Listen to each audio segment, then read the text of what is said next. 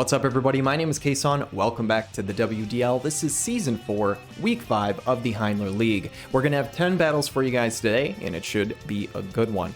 First of all, I wanted to say two quick things about the standings here. Looking all the way down to the bottom, 6-8, coach of Zashu, actually dropped out of the league and will no longer be playing any battles, which means going forward, everybody who would play 6-8 is going to receive a forfeit win. Unfortunately, this is the most fair way that I can come up with to do it. He did play 4 actual battles where some of those people did beat him fair and square.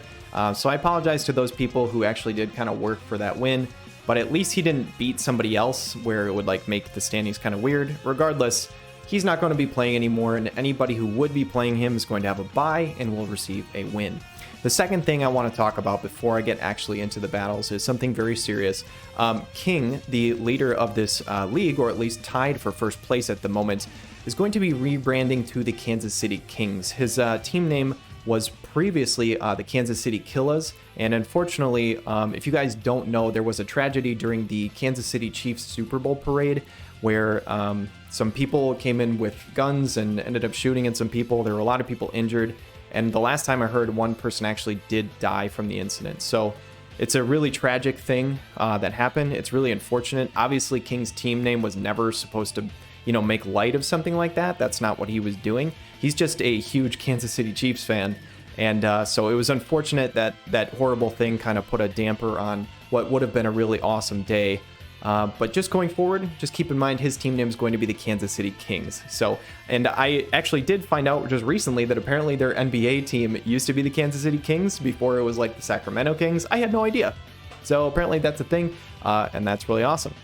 Now, that being said, all the serious stuff out of the way, let's get back into our gaming realm here and talk about the standings. So, King in the Kansas City Kings, Impaler and Three-Legged Pants, both sitting at 4-1 right now at the top of the table. We've got a ton of teams after that, all sitting at 3-2, and then about 4 teams at the bottom shortly behind them, or not too far behind. So we've got 10 battles for you guys today. Let's just go ahead and jump into them.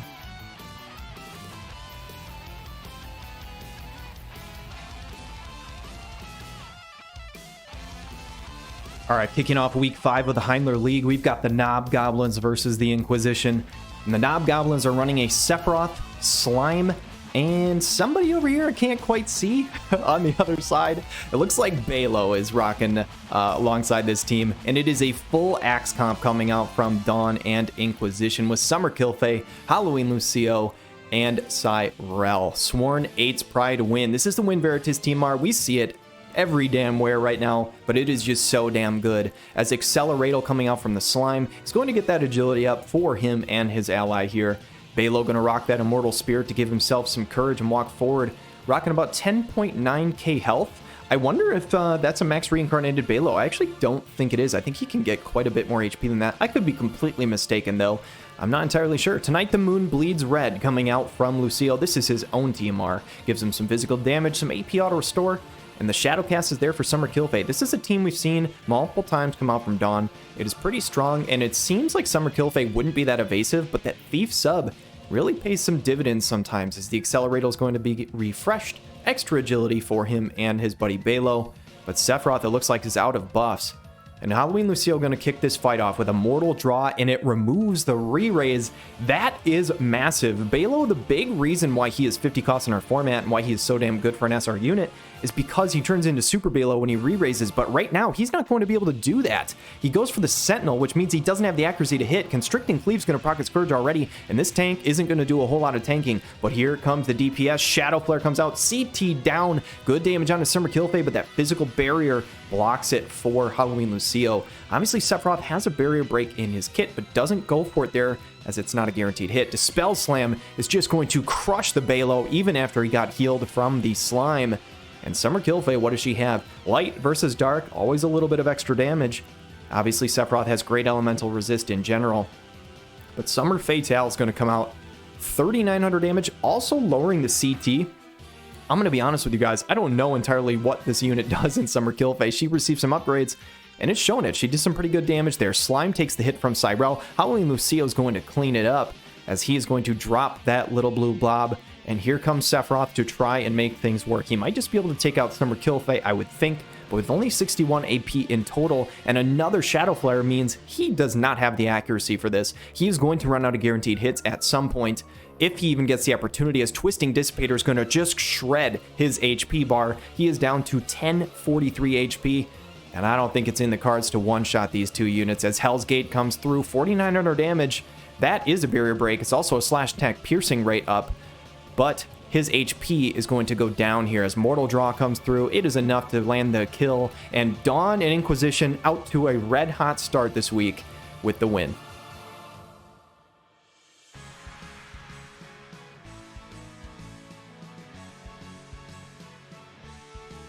Second battle of week 5 is between S.E.E.S and Polarity, and it looks like S.E.E.S is running a full Pierce comp, Ice and Water, together with Aranea, Victoria, and Gernsback. Very cool to see, as Victoria is going to go to the side, Boon of the Lion, the King Mont TMR, as it looks like the AoE buff comes from Gernsback, gives him a nice shield, gives him some unit attack resistance, and we do not see a whole lot of Gernsback, so this should be interesting. One thing I will say, though, is his team from Xeno is scary. It is Ibarra, it is Winter Wrath, and Catrah.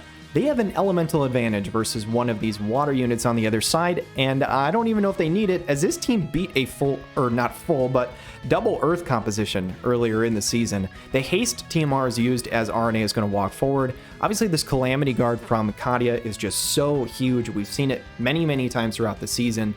Some of these anti-magic buffs, though, for Winter Wrath, not going to do a whole lot, but that should do a whole lot right there. That physical barrier of 7,500 HP for Ibarra, a really nice upgrade that she got here. Is Kyouma going to go with the momentum, King Bradley TMR, so multiple haste TMRs being used on the side of S.E.E.S. I do like the option here, as RNA is going to go Frost Arts. I don't know what the ability change does. I'd be lying if I told you I did. I don't own this unit, and I don't know enough about her, but obviously gives her some stat increases as well. Gernsback wasting some of the haste here as he's trying to approach the fight. Winter Wrath I don't think is in range to deal damage, but Wailing Storm from Ibarra does 8,000. My goodness. And it looks like the Victoria is not in range, and the Winter Wrath is in range. I take it back, and these two lightning units say, Gernsback, you don't get to play the game here. As High Wind comes out from Aranea, how much damage is this going to do? 371. What the hell is this? This is just ridiculous how well she can tank damage here. As the Dual Veil comes out from the Catrah, this is a very tanky Winter Wrath. Magical Strike comes out. The barrier blocks it, though. This is a 100% one-hit barrier for Victoria, and she's going to jump up into the sky. I was going to say, if she goes for the Limit Break, this could turn the fight on their head, but both of these Dragoons are up into the air. Ibarra's going to pop Winter Wrath's TMR. She says, hey, can I borrow that from you real quick? Vertical Jump does way more damage this time, and so does Dragon Dive. So I don't know if it was just the ranged shield or like AoE resistance, but those two skills did way more. As Star Spangled Surprise coming out from the Winter Venera, I do expect this to deal a good chunk of damage, though, and it's going to be about 5k to both. Lands the slow and heals her up, and she catches a second heal from Catrah to make things even worse. Kyouma is going to catch a Lightning Shroud to the face, and unfortunate for S.E.E.S, as they are going to see the you lose screen here at the end. Man, Polarity and Xeno, this double Lightning plus Catrah comp is scary as hell. I'm curious to see how many more times we see it throughout the season, but it is very impressive. I thought that was a really well done thing by Kyouma, and I thought it was a pretty cool team. And unfortunately, it just didn't stand a chance. So huge congratulations to Xeno.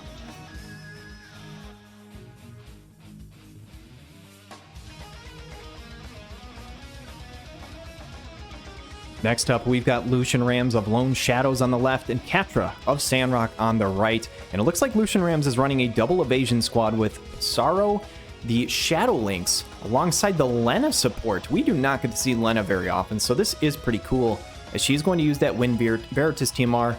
And what is Lena going to go for? It looks like triple glove from the side of Sandrock, though.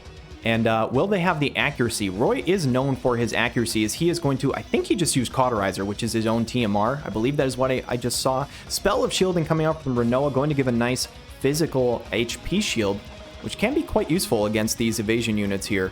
As Lena's going to get the buff online, she is going to walk forward. It looks like she is out of buffs to use, though, interestingly enough, as Indomitable Spirit is here for Pissarro, so he's got his Courage. Shadowlink's going to go for the late Illusion buff, and the timing of this is really good for LucianRamz, actually. The fact that she opts for the Wind Veritas TMR first is great, because then she gets illusion closer to when the fight starts for increased evasion. The Dragon's Bloodline TMR coming out for nullifications for statuses. We got a person trying to call us in the middle of the match. Hey, don't you know that there's WDL going on right now, as the haste is on for Catrah's Roy, as well as the Renoa. The agility and luck up, the lock TMR being used by Pissarro here, as Utsusemi is there for Shadowlinks. I will say, she used 2 evasion buffs in a row, but this one gives her more evasion for a turn or 2, and that is not good. I think Shadowlinks is in range of this Roy. I could be mistaken. I'm pretty sure she is. Don't quote me on that, but if that is the case, that is bad news, as Roy did not try to attack there. Revelka does have guaranteed hits in her kit, though, if she can approach. This is going to tell us, what is Roy going to do? I imagine he's just going to go for Lena. Yes, he is. Incinerator is going to incinerate her immediately. She pops back from the re-raise. Roy popping off a little bit in terms of damage, but I do worry if he is able to even hit the Shadowlinks. My gut feeling tells me no, as Greased Lightning comes out from Pissarro, doing his best John Travolta impression here, as Shadowlinks is going to follow up with a slash chain of herself. Shadow Tether is enough to take out the Mustang, and it looks like Renault is going to follow up with a charge of her own. What is she going to go for? Revelka has the Shadow Flare, so doesn't go for the guaranteed hit on the evasion unit, pops the Black Rose Helena VC. Oh my god, no, she goes for Lena, and Lena dodges it. You've got to be kidding me. The Renoa hits the Shadowlinks, so she has the damage, but Princess's Inspiration is just going to top them up, gives them increased damage as well. Strike of Ruin will do 3,300, and Renoa really needs to pop off here to give this team a shot for Sandrock. Shadowlinks is up next. We've seen her hard carry fights. 9k damage is going to put Revelka in the grave as Twin Strike comes out from Renoa. The damage is there. She is hasted up. Depends on the cast time, but it is basically instant here for the Lena. She's going to top them up again, and even if she lands another Twin Strike, it might be a chain. It's not going to be a chain on Pissarro, as he's going to act next. Strike of Ruin comes out. Will the Earth Strike Chain be enough to take out Shadowlinks? It's not. She still lives with 1,300 health. Shadow Tether coming out and landing the stop, and that is going to stop any chance that Catrah had to win in this fight. And Lena coming in with the clutch heals all game. I will say that was pretty well done by her. I think she was the reason that they won this fight, to be honest. Catrah's Renoa was actually doing a good chunk of damage. Could have easily killed both of those units before. As apparently YouTube is just playing another video. But anyway, yeah, it was a really great fight. It was cool to see Lena pop off. I almost said Renoa, although she did some damn good work too. So GG's to both players.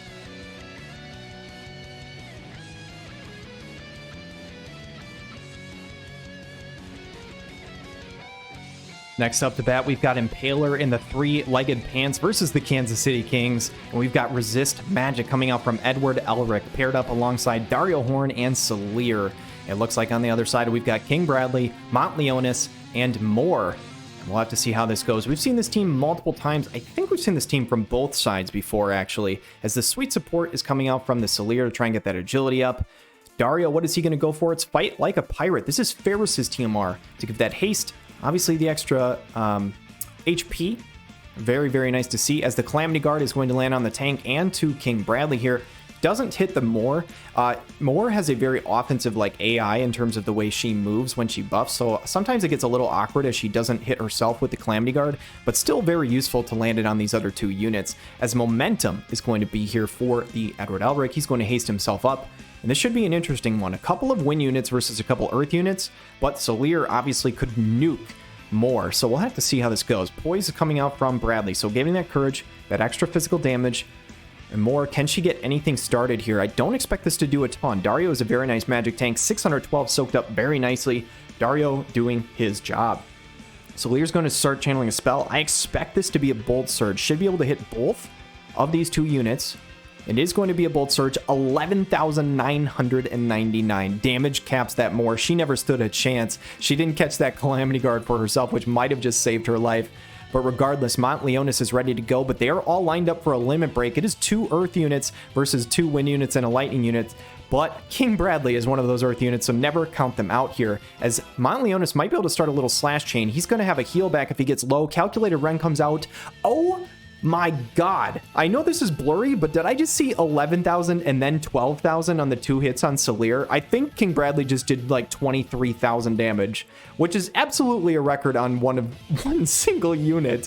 What the hell? Draining Seal comes out for 3,800 though. Dario's going to heal himself up very nicely. And looking at the turn order, Mont, can he claim this kill on Edward? He cannot, which means Edward should be able to at least proc the Courage on Bradley and do a good chunk to the Mont. But the preemptivity says no. King says not today, sir, as King Bradley is going to get the preemptive attack. Edward is not going to be able to bring him down to Courage, which Dario would have assuredly been able to kill him here. I take that back. There is a reflex. He wouldn't have got it anyway. Shadowbind comes out. I didn't even know Dario knew that skill. That is really cool to see, as Helm Splitter is going to crack Dario's head open, unfortunately here, as Mount Leona says, hey, don't forget about me. I'm doing things as well. He is going to land the kill onto Dario, and King and the Kansas City Kings are going to be victorious in this one.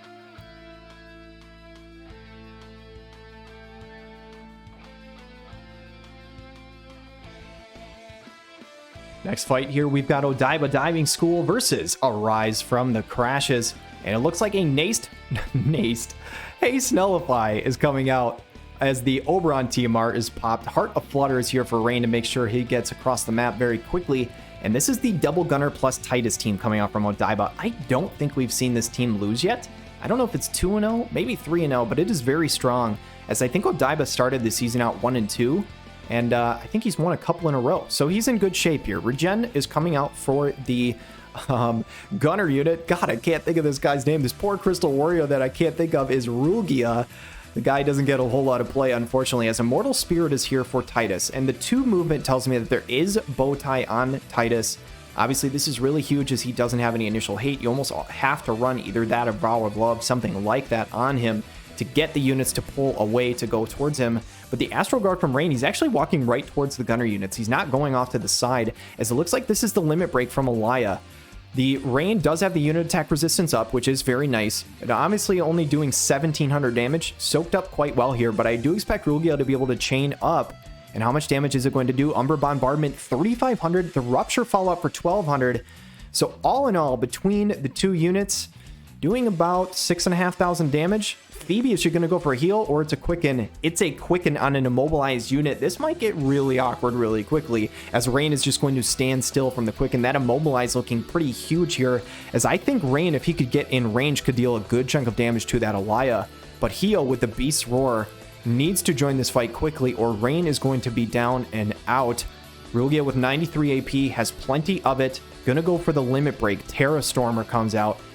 Does it remove the tank? No, not a chance. That's actually soaked up quite well, although it is a 3-hit chain, and the Rupture follow-up does kill. Psych, what the hell did I just say? I'm taking it back. He is now dead, but Phoebe has full life in her kit. I assume this is White Mage sub. This should be a full life. If this lands, they're in still good shape, but a standard attack kills Phoebe? Oh my god. A standard attack from this Alaya just hit for 6k and just dropped her.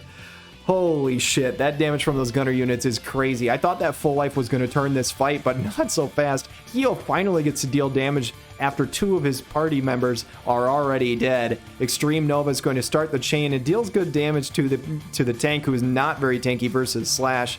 Saintly Fortress is just going to be refreshed to get that hate up and the extra barrier, but I think Alaya and Rugia are just going to clean this up here. Slug Shot coming out, 2,500. Dropping the attack and the agility. Rugia should be able to follow up. How much damage is he going to do? This Rugia has been really, really impressive. Break Slug for 6k and the Rupture follow-up. My goodness, guys. I'm starting to really think that we undercosted this Rugia. He is a unit that we never really seem to see. He's 100 in game, and I think he's only 80 in our format. That might be a little bit of a regret, as he is popping the hell off here, but a huge, huge showing for Odaiba, and very well done.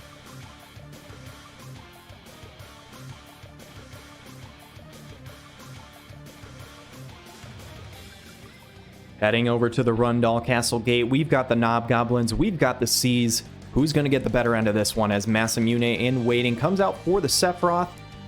He's going to get that AoE buff on here, as the Sworn 8's Pride Wind comes out again. Another Wind Veritas TMR tech. I mean, if it ain't broke, don't fix it. This TMR is just so damn good, especially versus physical units. As Summer Glass is going to get her buffs off, she's rocking 16,000 HP, which is just wild. Keenblade coming out from the Titus. He's obviously only a 30 cost unit art from our format. We don't get to see him a whole lot in PvP, which is always nice. He's the only 30 coster who can Keenblade in our league here, so that's always really useful. The Immortal Spirit is online for the Balo, so he's got his courage. He's ready to rock and roll. Lucio, can he reach damage here? As it looks like it's just going to freeze for a moment. Greater Domain of Light comes out, so he cannot reach damage, and in fact, going to get some extra dark resist, which will be useful against the Sephiroth. The Heart of Flutter, the Sweetheart Odira Trustmaster is going to give unit resist, allows her to move across the field, and this skill that I think I called him Titus earlier. My disrespect to Tyrell, I am so sorry, as he has 100% debuff resistance. You heard that correctly, at all debuffs. It's a pretty sweet buff, as Scorch comes out for 1800 damage onto the tank. Not something I expected to see right out of the gate here, but Lucio going to pop the limit break onto, I think, both Balo and the Slime. Not entirely sure how much slash piercing Lucio has. I think he has an okay amount here, as 6700 damage is going to do a ton to the Slime. The reason I ask is because Slime normally has close to or about 100% slash resistance. Hell's Gate, though, not doing a whole lot of damage, tanked quite nicely by Kyuma's team. It does, because of the Dark Res and I think also the AoE Res, just soaking up that damage quite nicely. The Re-Raise removal is also huge. This happened to Dr. Dickhead earlier in the video, and his Balo's Re-Raise is gone. And this unit is just not the same unit when you don't have Re-Raise, unfortunately. Tyrell's going to proc his courage. Lucio should be able to clean it up right here. And this is now a 3v1 versus the Knobgoblins. And back in the day where Sephiroth just came out, I would have said that he had a chance here, but he has to standard attack just to get some AP. Summer Glassy going to go ebb and flow barrier and give herself a barrier. Says, hey, I'll take that. Thank you very much. Launch coming out from the Titus. Freeze frame. How much damage did it do? It's freezing. How much is it? 9,300. Tyrell, my guy, there he is. I was wondering. I'm so sorry for calling you Titus earlier in the video. That was some major disrespect. That is Tyrell with 2 R's. Don't get it wrong. Tyrell is popping off, and a huge congratulations to Kyouma and S.E.E.S.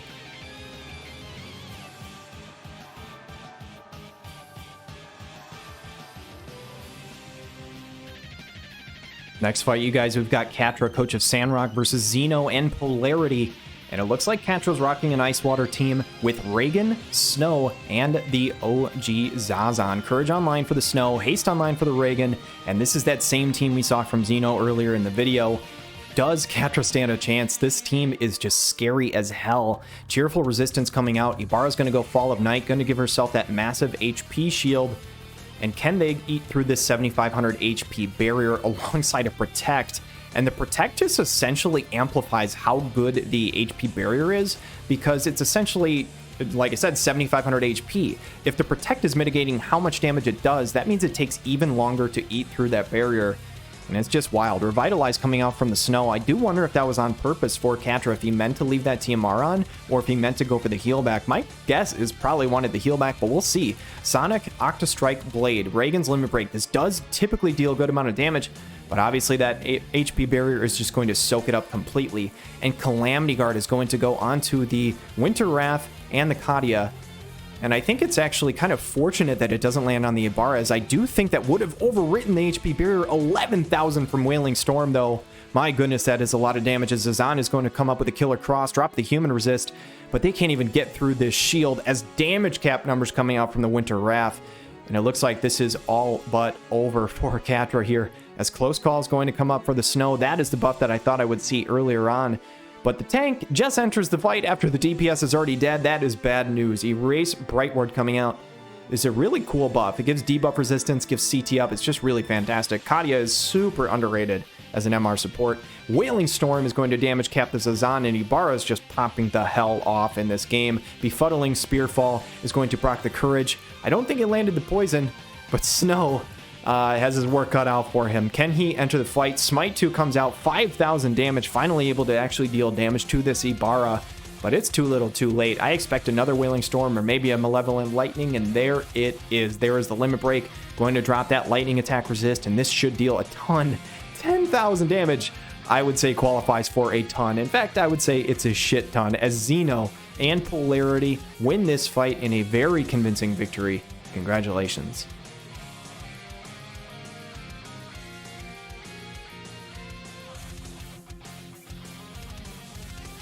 We've got a few fights remaining here, guys, and it looks like Snark is using a double Pierce plus Time Mage comp with Dialdo, Winter, Luartha, and Marguerite. LucianRamz running the same team back that he brought to the Heindler Castle Gate.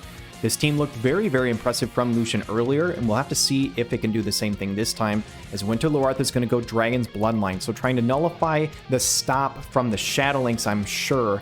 I don't know if any of the other statuses will do much. Obviously, it's always useful when there's a random Vega TMR, but the Shadowlink stop is huge, so we'll have to see if that pays dividends, as Marguerite's going to channel a spell. We'll have to see what Time Mage she is running, whether she goes for a haste or a quicken, and it is a guard haste. So, goes for the haste onto Dialdo.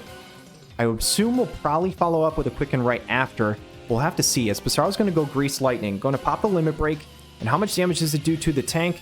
1400, not too much, does remove the haste though. So I do wonder if Marguerite's AI will opt to go for another haste, or if it won't because he still has defense up from it. Not entirely sure. Javelin Fall misses though. The accuracy is not quite there, or at least the RNG is not quite there, as Unavailable Pain does land, but it doesn't deal a whole lot of damage. Lena might be in attack mode here, as there are no heals to be had. Is she going to try and deal damage? Marguerite's going to start channeling something as well. Who finishes first? It is Marguerite. It is another guard haste. Aeroga 5 though. 3k to both units, not too bad for a support. Trick Thrust is going to follow up some extra damage. Can Shadowlinks claim a kill? She does have crazy movement. Dark Haze comes in, lands the blind. It also increases AP cost rate. Winter Luartha needs to pop off right now to have a chance in this fight. Javelin Fall crushes Lena's dreams, as she is going to be brought back from the dead. Words are really damn hard. But the two other units dodge it, and that is probably all she wrote, because Winter Luartha, I think, is going to be picked off very soon here. Unavailable Pain still lands. That guaranteed hit is always really nice, but they need a lot more damage than that, as Lena, I think, is just going to go for a full heal on the party. Princess's Inspiration, and this heal is really strong. Gives that extra damage up to the entire squad as well. Marguerite, do you have the accuracy? Can you land a big old berserk on the party? I think that's the only win con, is the quicken lands onto Dialdo instead of going offensive. He's going to go, I would assume, for another Unavailable Pain. There it is on the Shadowlinks, but 1800 is just not enough. The only way that LucianRamz will lose this fight, as Dark Haze goes, is if Winter Luartha can find another Javelin Fall and actually connect with everybody, because she does do a ton of damage, but I don't know if that's going to happen, as Aeroga 5 is going to take her out, and LucianRamz, this squad, it might seem a little weird, but damn, is it impressive. It's a 120 cost unit, an MR unit, and then a support in the back, and it's just crushing face. So well played to LucianRamz and Lone Shadows.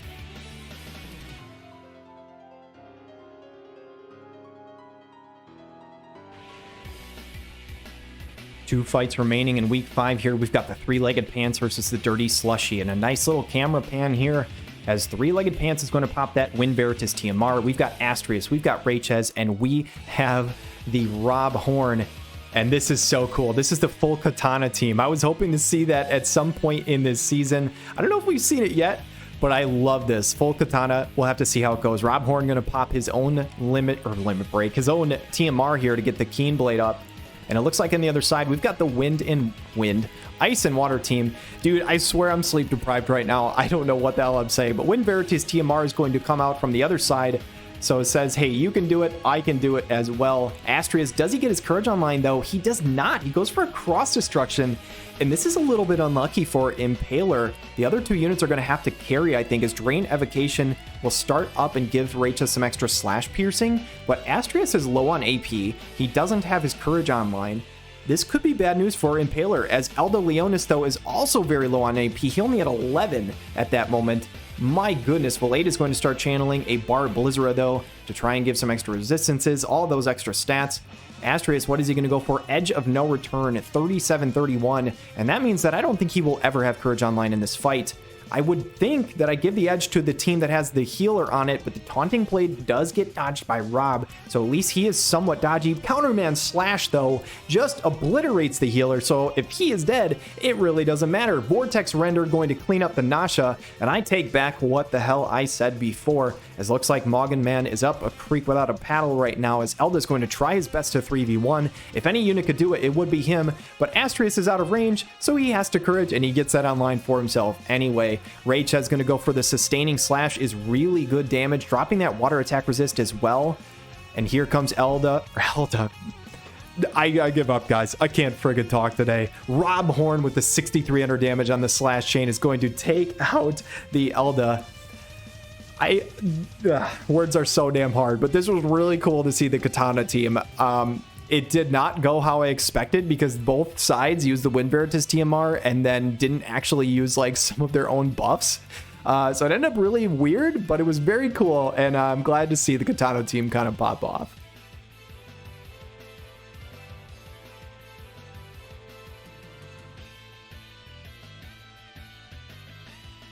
All right, guys, trying to save the best for last here. We've got Odaiba Diving School versus the Kansas City Kings. Two powerhouses going up against each other, as it looks like King is running a very interesting comp here with Krace, Glaciella Wazette, and Barrett. And on the other side, we have this double missile plus the tank team coming out from Odaiba. Leg shot immediately, though, from Barrett. Got baited out a little bit. Does not get the courage online. And I will say, this positioning is about as good as Odaiba could ask for. The two gunner units are off on the side, getting their buffs online. The tank is on the side to bait out attacks from the other team. He doesn't even need initial hate if he is close enough to get hit. And he is a fantastic missile tank. He is really good against Pierce, really good against missile. These are not the three units that I think King wanted to bring into Titus here, as the War Maiden's Pride is going to come out from the Glaciella Wazette. Momentum is online for Alaya, so she is nice and hasted up. And unless King has something really spicy planned for this fight, I think this is set up very nicely for Odaiba. The regen is here for Rugia. He's going to approach. Focus shot comes out for 2,200. But Titus is just tanking these hits like it's his day job. Saintly Fortress comes out. 3-hit barrier is going to help out as well. And there's not going to be any AP left for King by the time he actually hits somebody else. Barrier break arrow is nice, though. The 3-hit barrier goes bye-bye. Glaciella needs to get a kill on this next hit, though. The tank on King's side just gets one shot by Alaya. My goodness. Glaciella, is she in range to hit anybody else? No, she's just going to go for the Valkyrie drive. Does this take out Titus? He doesn't have the barrier anymore. 3,500 does barely kill him. Also claims the courage and the AP auto restore. Glaciella needs to live a couple hits and needs to basically one-shot these other units. Krace, what can she get done? Can she get anything substantial? Maybe land a disable or something like that. Arm shot comes through. 4,100. Did the disable land? It did not. If that landed, I think King just straight up wins this, but Armor Board's just going to one-shot the Krace in return. Rugia is going to chain up with this here. Glaciella needs to live it and one-shot both units. Umber Bombardment is too much damage. Crushes the Glaciella, and that is a victory for Odaiba Diving School, handing King his second loss of the season. Odaiba's been on a tear recently. This team is just scary as hell, and I will say it was really cool to see this comp from King, and I would love to see it again, but unfortunately, this is not the team that he wanted to see on the other side. Like I said, Titus is literally just like paper to slash damage, but he is insanely tanky to both Pierce and Missile. So he's very prepared for this team. So well played by both players, and a huge congrats to Odaiba. All right, guys, 5 weeks of battles over and done with for the Heindler League, and these are how the standings sit right now. We have a ton of teams at 5-2. It is ridiculous to see this many good teams competing for that top spot. The top 6 teams make the playoffs, and in some divisions, that's possible that that 6th place team could have a losing record. I don't think that's going to happen in this league. I would be very surprised, as King, Xeno, Impaler, OdaibaDiver, Daewn, and LucianRamz are all 5 wins and 2 losses. They're just absolutely crushing it. There's some different tiebreakers spread throughout. As of right now, King is in first place because he has a 2-1 tiebreaker against the other 5-2 teams. Xeno, Impaler, and Odaiba have all gone 2-2 against those other teams. Daewn has gone 1-1, and LucianRamz is unfortunately 1-2. So right now, I treat the 2-2 and 1-1 as the same because it's the same win percentage. So I see it as like a 4-way tie for second right now. LucianRamz is technically in 6th, but like he could be in first place next week for all we know. So Kyouma in 7th place with a 4-3 record. I know it's going to be heartbreak for him if he doesn't make the playoffs with a winning record, but it's going to be tough in this league to crack that top 6. We'll see if he can go on a little run here and jump into that spot there. Catrah, Sandrock 3 and 4, also by no means out of it. Some of these 5 and 2 teams still do have to play each other, and obviously these teams that down at the bottom do have to battle them as well, and could potentially make it a 2-game swing. Snark and Arise from the Crashes and Maughanman of Dirty Slushie have not played each other yet. Please ignore this 1-0 tiebreaker. I forgot to take that off from last week. That means absolutely nothing. But these two teams are 2 and 5 and currently tied for 9th. And Dr. Dickhead, you can ignore this tiebreaker as well. This was from last week's video. He is currently in 11th at 1 and 6. However, I will say that he still has 6-8 on his schedule. He has not played him yet, so technically he's going to be at least 2 wins guaranteed.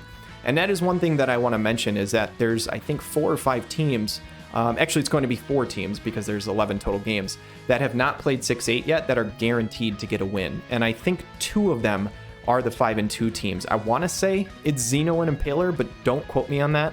I am not 100% sure of that. So you guys, it's going to be really interesting to see who makes this top 6. There's a lot of really strong teams and a lot of really strong play. So it's been a lot of fun so far. And I originally said at the beginning of the season that it was going to be 8 weeks long. We are actually going to go 9 weeks long. So we have week 6, 7, 8, and 9 all going to be single weeks instead of a double week at the end. It's just easier on the players. It's also way easier on me so that I don't have to do double header weeks in terms of casting. So anyway, I hope you guys enjoyed this video. We're going to have champions for you, I think, later today because I want to try and get them out all on time. And until next time, have a wonderful day.